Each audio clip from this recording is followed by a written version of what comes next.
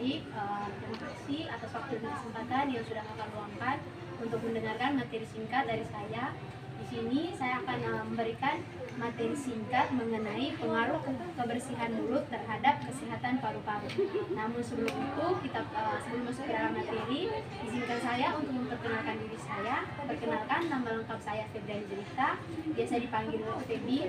Saya salah satu mahasiswa dari program studi D3 Kesehatan Gigi Poltekkes Menkes.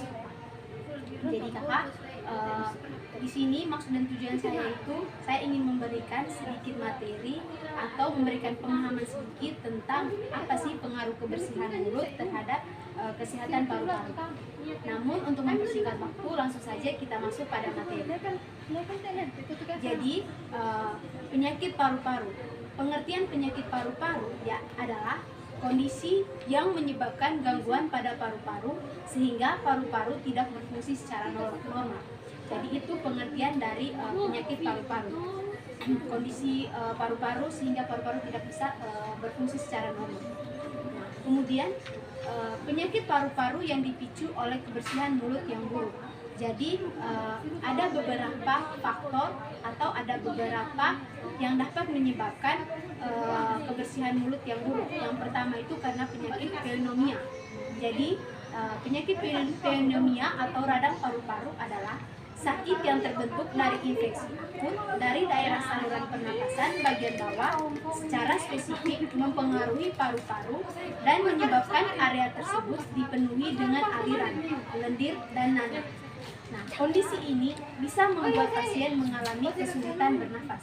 Jadi, penyakit pneumonia ini dapat menyebabkan pasien atau seseorang itu menjadi kesulitan bernafas. Yang kedua itu bronkitis. Jadi, bronkitis adalah peradangan pada saluran pernapasan utama atau bronkus. Kita sering mendengarnya dengan sebutan bronkus. Yang disebabkan oleh infeksi bakteri, iritasi asap rokok, atau polusi udara, dan akan menyebabkan batuk, sesak napas, dan juga dahak. Nah, itu tadi beberapa penyebab atau faktor yang dipengaruhi oleh bronkitis. Ada tadi itu disebabkan oleh asap rokok, terus polusi udara juga. Nah, yang ketiga itu asma. Nah, asma adalah salah satu permasalahan paru-paru yang membuat penderita kesulitan bernafas akibat peradangan dan penyempitan pada saluran pernapasan. Nah, seperti gambar ini, kakak bisa melihat gambar ini? Oke, baik. Ini gambar dari penyakit asma, terus bronkitis, dan juga pneumonia. Nah, yang berikut itu faktor yang mempengaruhi penyakit paru-paru akibat kebersihan mulut yang buruk. Di sini terdapat beberapa faktor yang menyebabkan kebersihan mulut yang buruk. Yang pertama itu penyakit periodontal. Nah, penyakit periodontal adalah peradangan pada gusi dan jaringan pendukung gigi yang dapat menyebabkan bakteri masuk ke aliran darah dan mencapai paru-paru. Nah, jadi ini gambar penyakit periodontal. Seperti ini. Bisa dilihat. Yang kedua itu pertumbuhan bakteri di dalam rongga mulut.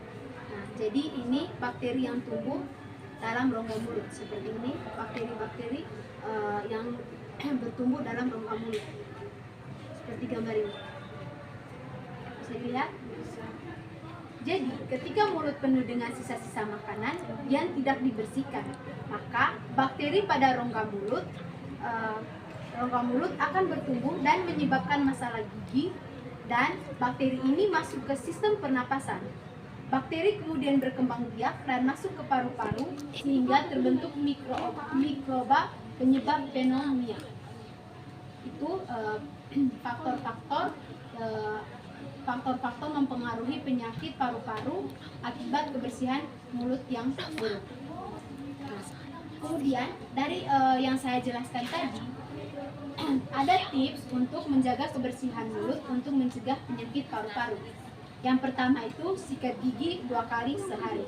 Nah, jadi sikat gigi dengan kita melakukan sikat gigi 2 sehari bisa juga untuk menjaga atau melindungi kebersihan mulut kita agar terhindar dari penyakit.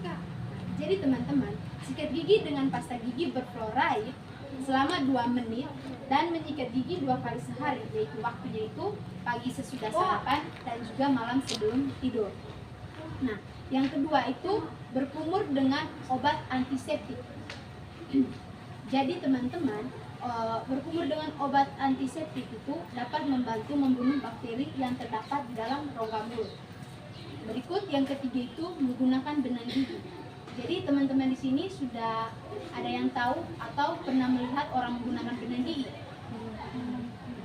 Jadi fungsi dari menggunakan benang gigi itu untuk membersihkan sela-sela gigi kita, sela-sela gigi kita yang tidak dapat dijangkau oleh sikat gigi.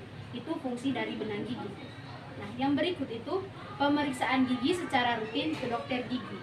Untuk seusia kita sekarang itu periksa ke dokter gigi itu minimal 6 bulan sekali. Oke, jadi seperti ini gambar-gambar tips untuk menjaga kebersihan mulut, mencegah penyakit paru-paru.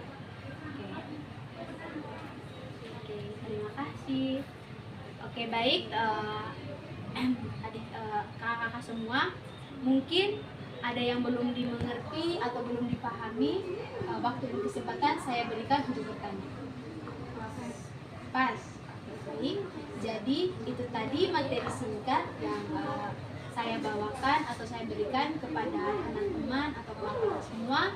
Saya harap dengan materi ini bisa bermanfaat atau menambah wawasan kakak-kakak semua mengenai penyakit paru-paru.